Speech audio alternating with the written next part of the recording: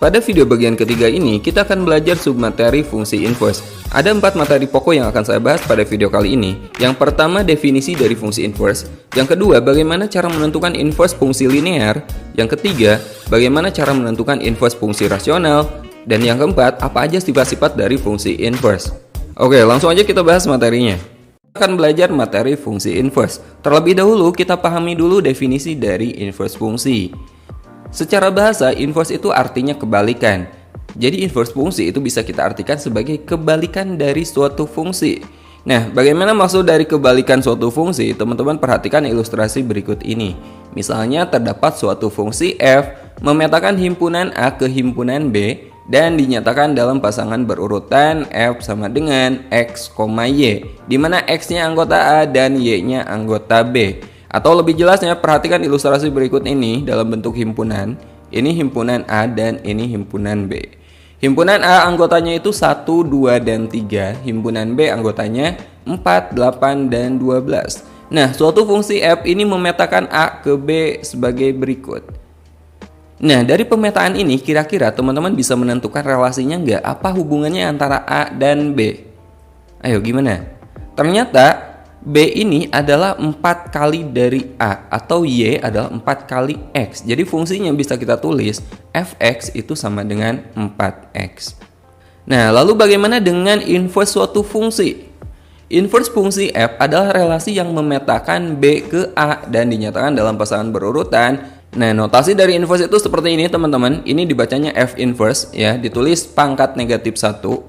Nah, F inverse sama dengan Y, X. Jadi kalau awalnya X, Y, sekarang Y, X dengan Y anggota B dan X anggota A. Nah, jika tadi F itu memetakan dari A ke B, berarti F inverse itu memetakan sebaliknya dari B ke A. Jadi yang awalnya domain itu anggota A dan daerah hasilnya anggota B, sekarang sebaliknya. Anggota B menjadi domain atau daerah asal dan anggota A ini menjadi daerah hasil. Otomatis ini fungsinya berubah. Ayo, yang tadinya Fx itu 4x, sekarang gimana hubungannya? Ternyata A ini adalah seperempatnya dari B, ya enggak?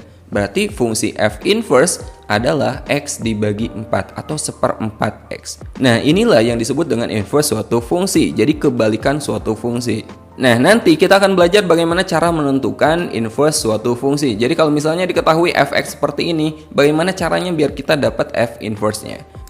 Oke, sekarang kita bahas bagaimana cara menentukan inverse dari suatu fungsi linear. Langsung aja kita bahas dalam bentuk contoh soal, teman-teman.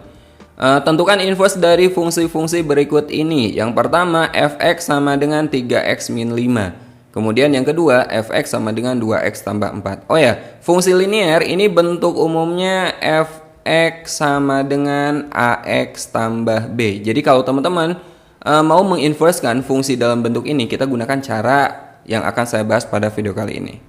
Oke, langsung aja kita bahas bagian yang pertama. Kita akan menentukan inverse dari fungsi Fx sama dengan 3x min 5.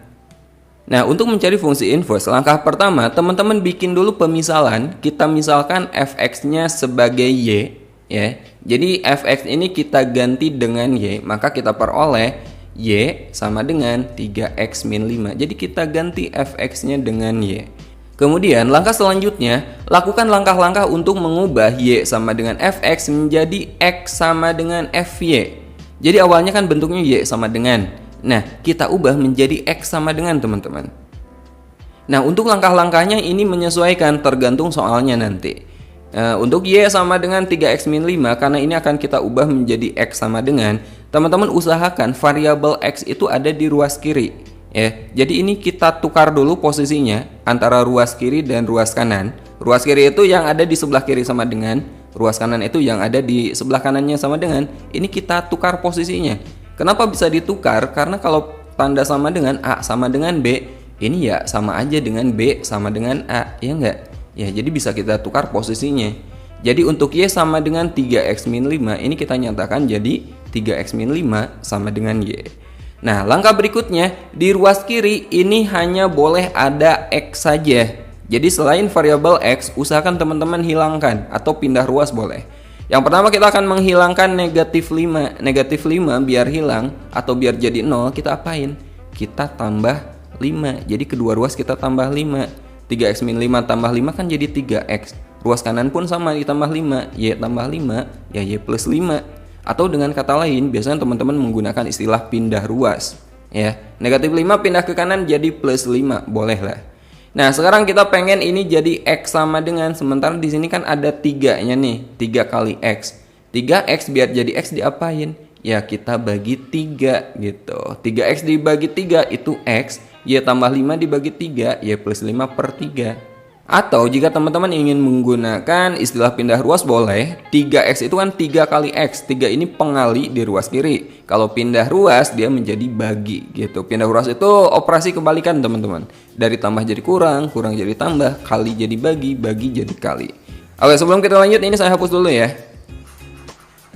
Oke, langkah berikutnya, karena y sama dengan fx atau fx sama dengan y, maka x itu sama dengan f inverse y. Jadi x di ruas kiri ini teman-teman ganti menjadi f inverse y. Jadi kita tulis f inverse y sama dengan y tambah 5 per 3. Jadi sama kayak bagian sini, cuman x-nya kita ganti jadi f inverse y.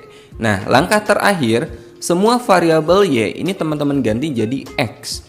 Maka kita peroleh f inverse x sama dengan x tambah 5 per 3. Nah, ini adalah fungsi inverse atau inverse dari fungsi linear ini ya. Inverse dari fx sama dengan 3x min 5 adalah f inverse x sama dengan x tambah 5 per 3. Gampang kan? Kita coba soal kedua. Kita akan menentukan inverse dari fungsi fx sama dengan 2x tambah 4. Ayo, langkah pertama kita ganti fx-nya menjadi y. Jadi y sama dengan 2x tambah 4. Berikutnya kita akan menyatakan menjadi x sama dengan. Jadi yang memuat variabel x kita simpan di kiri dan variabel y-nya simpan di kanan. Jadi kita balik posisinya menjadi 2x tambah 4 sama dengan y. Nah, sekarang di ruas kiri ini ada plus 4. Plus 4 kalau pindah ke kanan menjadi min 4. Jadi 2x sama dengan y min 4. Nah, di ruas kiri ini ada 2x, 2 kali x. Kita pindah ruaskan 2-nya karena di sini sebagai pengali, berarti kalau pindah ke kanan dia menjadi pembagi. X sama dengan y min 4 per 2. Langkah berikutnya, x-nya kita ganti menjadi f inverse y. Maka kita peroleh f inverse y sama dengan y min 4 per 2. Dan langkah terakhir, semua variabel y kita ganti menjadi variabel x. Maka kita peroleh f inverse x sama dengan x min 4 per 2. Nah, inilah inverse dari fungsi fx sama dengan 2x tambah 4. Nah, gampang kan? Itulah cara menentukan inverse dari fungsi linear. Oke, sekarang kita lanjut bagaimana cara menentukan inverse dari suatu fungsi rasional. Langsung aja kita bahas dalam bentuk contoh soal. Tentukan inverse dari fungsi fx sama dengan 2x min 3 per 3x tambah 4. Nah, ini fungsi rasional teman-teman. Fungsi rasional itu bentuk pecahan atau bentuk pembagian aljabar. Nah, langkah-langkah untuk mencari fungsi inverse dari fungsi rasional itu caranya sama aja dengan mencari fungsi inverse dari fungsi linear yang tadi udah kita bahas ya. Langkah pertama, kita misalkan fx-nya sebagai y. Jadi fx sama dengan 2x min 3 per 3x tambah 4. Ini kita ganti menjadi y. Y sama dengan 2x min 3 per 3x tambah 4. Nah, selanjutnya perhatikan bagian penyebut di ruas kanan atau pembagi di ruas kanan. 3x tambah 4 ini kan pembagi di ruas kanan. Kalau pindah ruas dia jadi kali teman-teman. Jadi kita peroleh y kali 3x tambah 4 sama dengan 2x min 3. Jadi 3x tambah 4-nya ini pindah ke kiri jadi kali gitu. Nah, berikutnya ini kita kalikan y kali 3x, y kali 4. Kita peroleh y kali 3x berarti 3xy dan y kali 4 itu 4y. Sama dengan 2x min 3. Nah, ingat, untuk mencari inverse kita kan mau menyatakan yang awalnya y sama dengan menjadi x sama dengan. Jadi setiap variabel x itu harus berada di ruas kiri dan sisanya itu berada di ruas kanan. Di sini ada variabel x 3xy, berarti dia tetap di kiri. Kemudian 2x ini kita pindahkan ke kiri menjadi min 2x. Nah, 4y ini kita pindahkan ke kanan. Ini kan plus menjadi min 4y, min 3. Nah, langkah berikutnya, variabel x ini teman-teman keluarkan ya. Jadi x dalam kurung, karena x-nya ini udah keluar, berarti kan sisanya tinggal 3 dan y, berarti 3y. Ini x-nya kita keluarkan, maka sisanya adalah min 2. Maka x dalam kurung 3y min 2 Paham nggak? Atau jika teman-teman masih ragu, coba masukkan lagi, kalikan. X kali 3Y, 3XY, benar kan? X kali min 2, min 2X, benar. Oh, berarti ini udah, operasinya udah benar. Nah, langkah berikutnya, kita pengen di ruas kiri itu hanya ada variabel X aja. Berarti yang bukan X, kita pindahkan ke kanan. Nah, yang bukan X, berarti bagian sini nih, yang ada dalam kurung teman-teman. X kali 3Y min 2. Nah, ini sebagai pengali. Kalau pindah ruas ke kanan, dia menjadi pembagi gitu. Jadi X sama dengan min 4Y min 3 dibagi dalam kurung ini 3Y min 2. Nah, langkah berikutnya kita ganti X-nya menjadi F inverse Y. Jadi F inverse Y sama dengan min 4Y min 3 per 3Y min 2. Nah, langkah terakhir, semua variabel Y teman-teman ganti jadi X. F inverse X sama dengan min 4X min 3 per 3X min 2. Nah, ini adalah inverse dari fungsi ini. Paham nggak? Nah, kalau belum paham, kita coba satu contoh soal lagi untuk fungsi rasional. Tentukan inverse dari fungsi fx sama dengan x tambah 4 per 2x min 1. Langkah pertama kita ganti fx-nya menjadi y ya, maka y sama dengan x tambah 4 per 2x min 1. Langkah berikutnya, pembagi di ruas kanan ini kita pindahkan ke kiri menjadi kali. Jadi y kali, pembaginya 2x min 1 kan. Y kali 2x min 1 sama dengan x tambah 4. Langkah berikutnya ini kita kalikan. Y kali 2x, y kali min 1. Y kali 2x, 2xy, y kali min 1, min y. Langkah berikutnya, semua variabel x pindahkan ke kiri dan sisanya pindahkan ke kanan. 2x-nya tetap di kiri, x pindah ke kiri jadi min x. Nah, min y pindah ke kanan jadi positif y.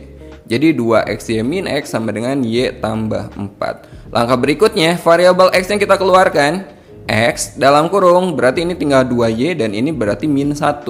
Jadi x kali 2y min 1 sama dengan y tambah 4. Langkah berikutnya, yang ada dalam kurung ini kita pindahkan ke kanan. Jadi x sama dengan y tambah 4 dibagi 2y min 1. Kemudian x-nya ganti jadi f inverse y. Dan langkah terakhir, y-nya ganti jadi x. Maka f inverse x sama dengan x tambah 4 per 2x min 1. Nah, ini adalah inverse dari fungsi ini. Sebenarnya untuk mencari inverse suatu fungsi itu ada cara cepatnya teman-teman, ada triknya. Tapi sementara pada video ini kita gunakan cara yang biasa dulu ya. Ini untuk membentuk pemahaman teman-teman. Insya Allah di video berikutnya, jika teman-teman udah paham dengan cara ini, kita akan belajar dengan menggunakan cara mudahnya. Oke, sekarang kita bahas submateri terakhir pada video kali ini, yaitu sifat-sifat dari fungsi inverse. Ada beberapa sifat dari fungsi inverse yang perlu teman-teman ketahui.